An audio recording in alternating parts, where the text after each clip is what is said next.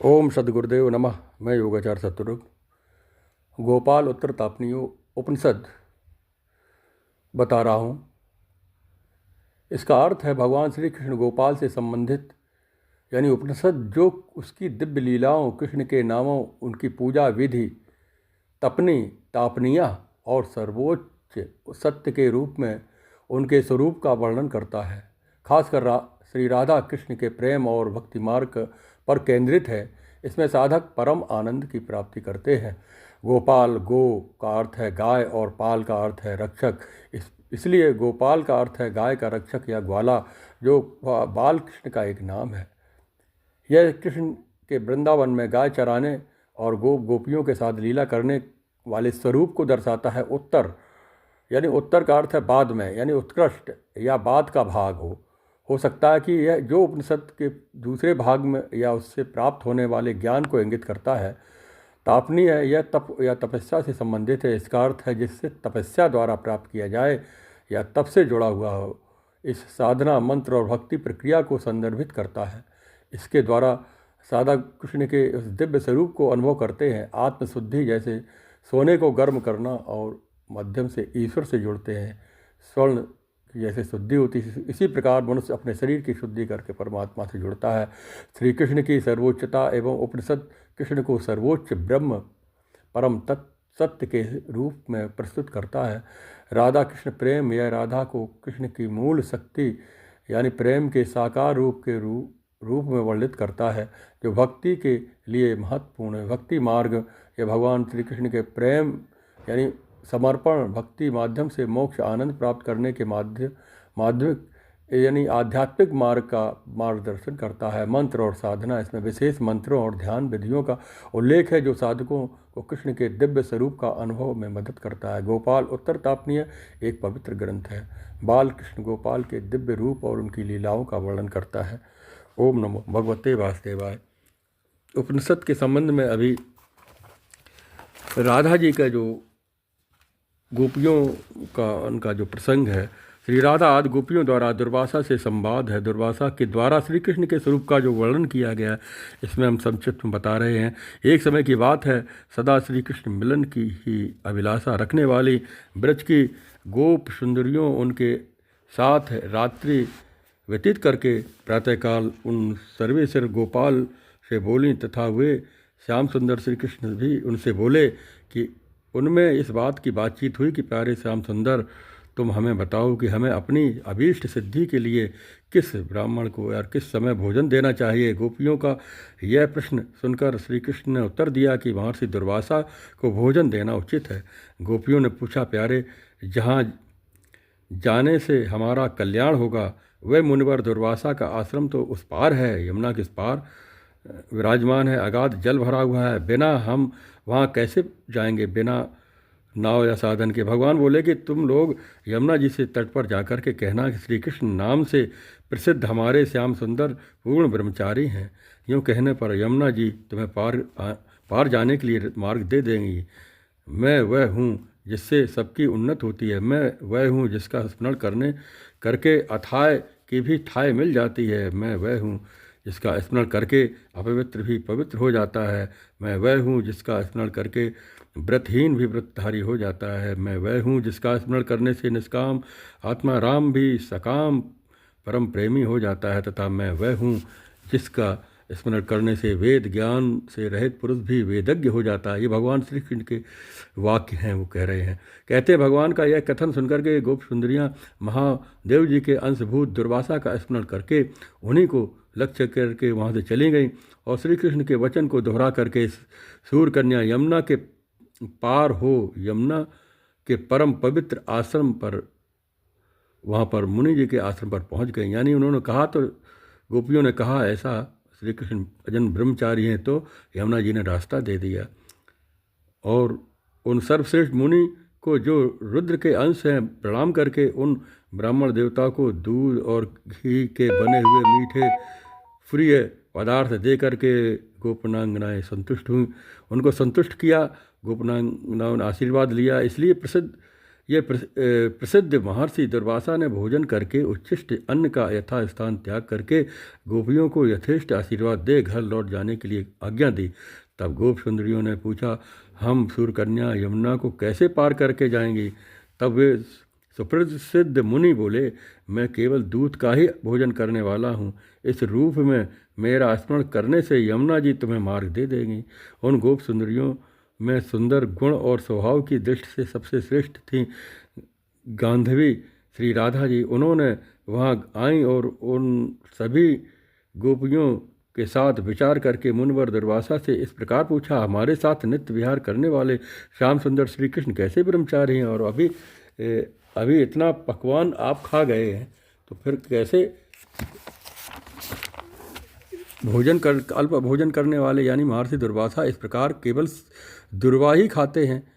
श्री राधा जी को जब ये श्री राधा को ही प्रधान बना करके वहाँ उन्हें आगे करके अन्य गोपनांगाएँ उन्हीं के पीछे चुपचाप खड़ी हो गई थीं। यानी ये राधा जी ने पूछा तो दुर्वासा जी ने कहा कि सुनो, आकाश शब्द गुण से युक्त है, परंतु परमात्मा शब्द और आकाश दोनों से भिन्न है। फिर भी वे उक्त गुण वाले आकाश में उनके अंतर्यामी आत्मा होकर के निवास करते हैं। वह शब्दवान आकाश उन अंतर्यामी परमात्मा को नहीं जानता। वही परमात्मा स्वरूप आत्मा मैं ही हूँ। फिर मैं भोजन करने वाला कैसे हो सकता हूँ? वायु स्पर्श गुण से युक्त है, किंतु परमात्मा स्पर्श वायु दोनों से भिन्न है। फिर भी वे वायु में उसके अंतर्यामी आत्मा रूप में से निवास करते हैं। यह स्पर्शवान वायु तत्व उन अंतर्यामी परमात्मा को नहीं जानता। वही विशुद्ध आत्मा मैं ही हूँ, अतः मैं भोक्ता कैसे हो सकता हूँ? यह तेज रूप गुण से युक्त है, किंतु परमात्मा रूप तेज दोनों से भिन्न है। फिर भी वे अग्नि में और उनको अंतर्यामी आत्मा रूप में निवास करते हैं। यह अग्नि उन अंतर्यामी परमात्मा को नहीं जानता। वही विशुद्ध आत्मा मैं ही हूँ, अतः मैं भोक्ता कैसे हो सकता हूँ? जल रस गुण से युक्त है, किंतु परमात्मा रस और जल दोनों से भिन्न है। तथापि वे इन जल में अंतर्यामी आत्मा रूप में निवास करते हैं। जल उन अंतर्यामी परमात्मा को नहीं जानता। वही विशुद्ध आत्मा मैं भी हूँ, अतः मैं भोक्ता कैसे हो सकता हूँ? यह पृथ्वी गंध गुण से युक्त है, किंतु परमात्मा गंध एवं पृथ्वी दोनों से भिन्न है। तथापि वे भूमि में उसके अंतर्यामी आत्मा रूप में निवास करते हैं। भूमि उन अंतर्यामी परमात्मा को नहीं जानती। वही विशुद्ध आत्मा मैं ही हूँ, अतः मैं भोक्ता कैसे हो सकता हूँ? यह मन ही मन आकाश आदि के विषय में संकल्प विकल्प करता है। यही उन विषयों का ग्रहण करता है। जहाँ सब कुछ आत्मा ही हो गया है, वहाँ किस विषय पर का आश्रय लेकर के मन संकल्प विकल्प करे अथवा किस विषय की ओर जाए? इसलिए मैं वही विशुद्ध आत्मा हूँ, फिर मैं कैसे भोक्ता हो सकता हूँ? इस प्रकार तत्व ज्ञान जो हमारे दुर्वासा ऋषि ने दिया है, उधर भगवान श्री कृष्ण ने दिया था, इधर दुर्वासा ऋषि ने। ये श्याम सुंदर श्री कृष्ण जो तुम्हारे प्रीतम हैं, व्यष्टि और समिष्टि के स्थूल और सूक्ष्म दोनों शरीरों के कारण हैं। सदा साथ रहने वाले दो पक्षियों की भांति जीवात्मा परमात्मा एक दूसरे के नित्य सहचर हैं। ये दुर्वासा ऋषि भगवान श्री कृष्ण के बारे में अब बता रहे हैं। उनमें जो परमात्मा का अंशभूत इतर जीव हैं वह तो भोक्ता हैं, और उनसे भिन्न जो साक्षात परमात्मा श्री कृष्ण है साक्षी मात्र होते हैं। यानी वृक्ष के समान धर्म वाले नासवान शरीर में वे दोनों रहते हैं। उनसे एक भोक्ता है, दूसरा अभोक्ता है। पहला जीवात्मा है भोक्ता है, दूसरा स्वतंत्र ईश्वर है। ईश्वर ही अभोक्ता है। यह अभोक्ता परमेश्वर ही श्री कृष्ण है। उनमें मोक्ष और बंधन देने वाली विद्या और अविद्या अस्तित्व हम नहीं जानते। जो विद्या और अविद्या दोनों से विलक्षण हैं तथा जो विद्यामय वे श्री कृष्ण विषयी कैसे हो सकते हैं? जो कामना विषयाशक्ति से नाना प्रकार के भोगों की अभिलाषा करता है वही कामी होता है, परंतु जो निश्चय पूर्वक कामना के बिना ही केवल प्रेमी भक्तों के प्रेम बस उनके द्वारा अर्पित भोगों को ग्रहण करने की इच्छा करता है वह अकामी होता है। उसे कामना और आसक्ति से दूर माना जाता है। ये श्री कृष्ण जन्म और जरा बुढ़ापा आदि शरीरादि धर्मों से रहित हैं। वे स्थिर हैं, नित्य हैं और उनका छेदन नहीं हो सकता। वे जो सूर्यमंडल में विराजमान हैं, जो गौओं में रहते हैं, जो गौओं की रक्षा करते हैं, वे ग्वालों के भीतर हैं, जो संपूर्ण देवताओं में भी अंतर्यामी रूप में स्थित हैं, संपूर्ण वेदों के द्वारा जिनकी महिमा का गान किया जाता है, जो समस्त चराचर भूतों में व्याप्त होकर स्थित हैं तथा जो भूतों की सृष्टि भी करते हैं, भगवान ही तुम्हारे स्वामी हैं। ये दुर्वासा ऋषि गोपियों से कह रहे हैं, गोपांगनाओं से। यह सुनकर वे गंधर्व नाम से प्रसिद्ध श्री राधा जी की बोली, महर्षि, ऐसे अद्भुत अचिंत्य महिमा वाले गोपाल श्री कृष्ण हम लोगों के यहाँ कैसे प्रकट हो गए तथा अपने उन श्री कृष्ण का तत्व कैसे जाना? उनकी प्राप्ति का साधनभूत मंत्र कौन सा है? ये दुर्वासा ऋषि से मंत्र पूछा है गोपनांग। तब उन भगवान का निवास स्थान यहाँ है। वे देवकी जी के गर्भ से किस प्रकार उत्पन्न हुए और बड़े भैया बलराम जी कौन हैं तथा कैसे गोपाल की पूजा होती है? प्रकृति से परे जो साक्षात परमात्मा गोपाल हैं किस प्रकार भूमि पर अवतीर्ण हुए, यह सब स्पष्ट रूप से हमें बताइए। ये भगवान श्री कृष्ण की लीला का वर्णन दुर्वासा जी ने फिर गोपनांगनाओं से, गोपियों से कहा है। ओम नमो भगवते वासुदेवाय। आगे प्रसंग आता है कि ब्रह्मा जी ने एक बार भगवान विष्णु से इच्छा अनुसार प्रश्न पूछने के लिए वरदान मांगा। भगवान नारायण ने वैसा वर उन्हें दे दिया। तदनंतर उन विश्वविख्यात ब्रह्मा ने पूछा, भगवान, समस्त अवतारों में कौन सा अवतार सबसे श्रेष्ठ है जिससे सब लोग संतुष्ट हों, संपूर्ण देवता भी संतुष्ट हों? इसका स्मरण करके मनुष्य इस संसार से मुक्त हो जाते हैं तथा इस श्रेष्ठ अवतार की परब्रह्म रूपता कैसे सिद्ध हो सकती है?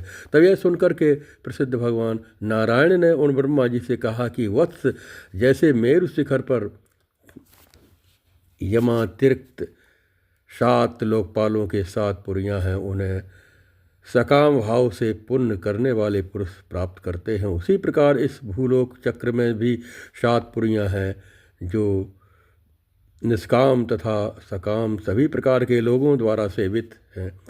सकाम भाव वाले पुरुषों की कामना पूर्ण करने के कारण वे सकाम्या है और निष्काम पुरुषों को मोक्ष देने वाली होने के कारण निष्काम्या है। इन सबके मध्य में साक्षात परब्रह्म गोपाल की पूरी मथुरा है। अतः यह संपूर्ण देवताओं तथा समस्त भूतों के लिए भी सकाम्या भी है, कामना पूर्ण करने वाले भी है, निष्काम भी, मोक्षदायिनी भी है। निश्चय ही जिस प्रकार सरोवर में कमल होता है उसी प्रकार भूतल पर यह पुरी स्थित है। कमल की कणका के स्थान पर तो यह पुरी है और दलों के स्थान पर मधुवन और वन है। अवश्य मथुरापुरी भगवान गोपाल के चक्र द्वारा सुरक्षित है, इसलिए यहाँ गोपालपुरी के नाम से प्रसिद्ध है। विशाल बृहद वन, वहाँ महावन मधु दैत्य के नाम से प्रसिद्ध मधुवन, ताड़का के वृक्ष के सुशोभित तालवन, कामनीय श्री कृष्ण के विहार स्थली कामवन, कृष्ण प्रिया बहुला के नाम से प्रसिद्ध बहुलावन, कुमुद वृक्षों से उपलक्षित कुमुदवन। इस प्रकार से उन्होंने उसके बारे में बहुत ही सुंदर विवरण दिया है। इसके बाद उस मथुरा मंडल के अंतर्गत उपयुक्त वनों में ही देवता, मनुष्य, गंधर्व, नाग और किन्नर श्री कृष्ण प्रेम से उन्मत्त हो गाते और नृत्य करते रहते हैं। इस 12 वनों में 12 आदित्य, 11 रुद्र, 8 वसु और 7 ऋषि ब्रह्मा, नारद, 5 गणेश एवं वीरेश्वर, रुद्रेश्वर, अम्बिकेश्वर, गणेश्वर, नीलकंठ, विश्वेश्वर, गोपेश्वर, भद्रेश्वर आदि 24 शिवलिंगों का निवास है। जो 2 प्रमुख वन हैं, कृष्ण वन और भद्र वन, इनके बीच में पूर्वोक्त 12 वन है। इस प्रकार से मथुरापुरी का वर्णन किया। इस विषय में एक श्लोक और भी आता है। उसका भाव यह है कि जब ब्रह्मा आदि देवताओं से सदा सेवित हैं, भगवान के संग चक्र, गदा और शांग धनुष निरंतर जिसकी रक्षा में रहते हैं, जो बलभद्र जी के मूसल आदि शस्त्रों से भी सदा सुरक्षित हैं, इस परम रमणीय मथुरापुरी में पहुंचकर भगवान श्री कृष्ण चिंतन करें, उनका चिंतन करें भगवान श्री कृष्ण का। यहाँ भगवान श्री कृष्ण अपने अन्य 3 विग्रह बलराम, प्रद्युम्न तथा अनिरुद्ध के साथ एवं अपनी अंतरंगा शक्ति श्री रुक्मिणी के साथ सदा समाहित रहते, भक्तों पर अनुग्रह करने के लिए सतत सावधान रहते हैं। भगवान श्री कृष्ण एकमात्र पूर्ण परमात्मा है, तो भी वे प्रणव की मात्राओं के भेद से 4 नामों से प्रसिद्ध होते हैं। ओंकार की 4 मात्राएं आ उ मा, अर्धमात्रा उनमें अकारात्मक विश्वरूप तो बलराम जी हैं और उकारात्मक तेजस रूप प्रद्युम्न जी हैं और मकारात्मक प्रास रूप अनिरुद्ध जी हैं तथा अर्ध मात्रात्मक तुरीय रूप भगवान वासुदेव स्वयं हैं। अंतर अतः रजोगुण से अर्थात त्रिगुणमयी प्रकृति से भी परे जो भगवान गोपाल हैं वह मैं ही हूँ। इस प्रकार निश्चय करके अपने आत्मा में गोपाल की भावना करें। जो यूँ करता है वह मोक्ष सुख का अनुभव करता है, ब्रह्म भाव को प्राप्त होता है तथा ब्रह्मवेत्ता होता है। जो गोपों अर्थात जीवों को सृष्टि से लेकर प्रलय पर्यंत तक सदा ही आत्मीय मानकर स्वीकार करते तथा सदा उनकी रक्षा एवं पालन में संलग्न रहते हैं, प्रणववाक भगवान ही गोपाल हैं। वे तत् सत परब्रह्म श्री कृष्ण ही मेरे आत्मा है। नित्य नंदैक रूप जो गोपाल है वह मैं ही हूँ। ओम वे भगवान देव ही तीनों काल में आबादित परम सत्य हैं, वह मैं ही हूँ। इस प्रकार अपने को लेकर के मन से भगवान के साथ एकता करे, अपने को इस भाव से देखे, यानी शिवोहम गोपालोम कृष्णोहम। अपने विषय में यह निश्चय करे कि मैं गोपाल हूँ, मैं ही गोपाल जो अव्यक्त आनंद एवं नित्य है। भगवान कहते हैं कि ब्रह्मन मथुरापुरी में मेरा निवास सदा ही बना रहेगा, निश्चय ही मैं वहाँ शंख चक्र गदा पद्म और वनमाला से विभूषित होकर रहूँगा। ब्रह्मन मेरा स्वरूप चिन्मय है, सर्वोत्कृष्ट है और स्वप्रकाश रूप है, उसमें प्रकृत रूप की गंध भी नहीं है। इस प्रकार जो सदा मेरे स्वरूप का चिंतन करता है वह निश्चय ही मेरे परम धाम को प्राप्त होता है। जो मुख्यतः मथुरा मंडल में अथवा जम्बूद्वीप के किसी भी प्रदेश में रहकर मेरी प्रतिमा का सामग्रियों द्वारा पूजन करता है तथा जो मुझे सब कुछ अर्पण करके सर्वाधिक वही व्यक्ति प्रिय है। ब्रह्मन मथुरा में मैं श्री कृष्ण रूप में सदा निवास करता हूँ, अतः वहाँ तुम्हें उसी रूप में मेरा पूजन करना चाहिए। अधिकार भेद से विभिन्न युगों का अनुसरण करने वाले उत्तम बुद्धि संपन्न भक्तजन 4 रूपों में मेरी उपासना करते हैं, मेरा पूजन करते हैं। वे पीछे प्रकट हुए प्रद्युम्न और अनिरुद्ध के साथ गोपाल श्री कृष्ण की और बलराम की पूजा करते हैं। वे ही 4 व्यूह हैं, उसमें शिवा देवी रुक्मिणी के साथ उनके परम प्रियतम भगवान वासुदेव भी पूजा करते हैं। युग क्रम के अनुसार सतयुग में श्वेत वर्ण बलराम की, त्रेता में रक्त वर्ण और प्रद्युम्न की, द्वापर में पीत वर्ण अनिरुद्ध की और कलि में श्याम वर्ण श्री कृष्ण की आराधना करते हैं। विद्वान पुरुष ऐसी भावना करे कि मैं नित्य अजन्मा और गोपाल हूँ, सनातन प्रद्युम्न हूँ, बलराम हूँ, अनिरुद्ध हूँ। इस प्रकार अपने आत्मा रूप में भगवान का चिंतन करके उनकी पूजा करे। मैंने वेद पंचरात्र और अनन्य शास्त्रों में जो विभागपूर्ण वर्णाश्रम धर्म उपदेश दिया है उनके अनुसार निष्काम भाव से स्वधर्म का अनुष्ठान करते हुए उसके द्वारा मेरा पूजन करना चाहिए। भद्रवन और कृष्णवन के निवासियों को भी वहाँ विराजमान मेरे स्वरूप की आराधना करनी चाहिए। इस प्रकार से सकाम निष्काम धर्माचरण से प्राप्त होने वाली स्वर्ग अपवर्ग रूप सद्गति से वो वंचित हैं, अतएव मनुष्य रूप में जन्मे हैं। कलिकाल में उन्हें अपना इस प्रकार से भजन करना चाहिए। और आगे भगवान श्री कृष्ण की उनकी स्तुतियाँ हैं। ओम प्रणआत्मने नमः। ओम तत्सद भूर्भुवस्वस्तमयि स्मयि प्रणआत्मने नमो नमः। ओम कृष्णाय गोविंदाय गोपीजनवल्लभाय ओम तत्सद। ओम भूर्भुवस्वस्तमयि वै नमो नमः। ओम अपनात्मने नमः। ओम तत्सद। ओम भूर्भुवस्वस्तस्मै अपानात्मने नमः। ओम नमो नमः। ओम कृष्णाय प्रद्युम्नाय निरुद्धाय ओम तत्सद। ओम भूर्भुवस्वस्तस्मै वै नमो नमः। ओम इस प्रकार से स्तुतियाँ हैं भगवान श्री कृष्ण की और वो चित्र में दे देंगे। ओम नमो भगवते वासुदेवाय। ओम नमो नारायणाय। इस प्रकार यहाँ पर ये समाप्त होता है। भद्रम कर्णे सूर्याम देव भद्रम पश्येमाक्षभिर्यजात्राः स्थिरैरङ्गस्तुष्टवा गम सस्तनूभिर्वेशेम देवहितम यदायुः। इस प्रकार से गोपालोत्तर तापनियों उपनिषद समाप्त होता है। संक्षिप्त में इसका विवरण दिया। ओम नमो भगवते वासुदेवाय। ओम नमो नारायण।